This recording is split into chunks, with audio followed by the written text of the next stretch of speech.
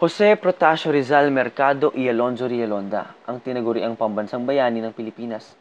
Nagsulat ng dalawang kilalang nobela na pinamagatang Noli Me Tangere at El Filibusterismo. Ang kanyang mga magulang ay sina Francisco Mercado Rizal at Teodora Alonzo Rialonda. Pangpito siya sa kanyang mga kapatid na sina Saturnina, Pasiano, Narcisa, Olympia, Lucia, Maria, Concepcion, Josefa, Trinidad at Soledad.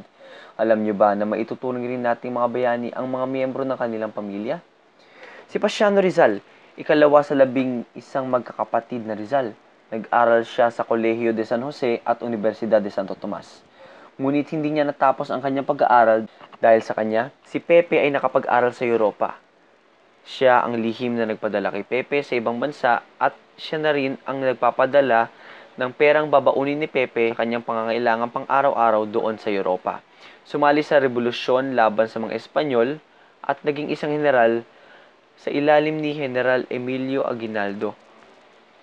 Patuloy ng lumaban sa panahon ng mga Amerikano upang ipagtanggol ang bayang tinubuan. Teodora Morales Alonzo Rialonda y Quintos, ina ni Pepe. Siya ang naging unang guro ni Jose Rizal. Mabuti ang pinanggalingan ni Teodora. Naging aktibo sa politiko at simbahan ang kanyang ama at galing sa isang prominenteng pamilya ang kanyang ina. Nagtapos siya ng pag-aaral sa Kolehiya de Santa Rosa, kinasal noong 20 taong gulang. Si Teodora ang naging rason kung bakit nagdesisyon ang pambansang bayani na magpursige ng hanap buhay sa medisina upang maibalik ang paningin niya. Si Josefa ang pangsyam na kapatid ni Jose Rizal. Bagamat siya ay may sakit na epilepsy, nagawa niya makisama sa revolusyon sa pagsali niya sa katipunan. Si Josefa Rizal ang nagtatag at namuo bilang presidente ng Women's Chapter of KKK-ANB noong 1893.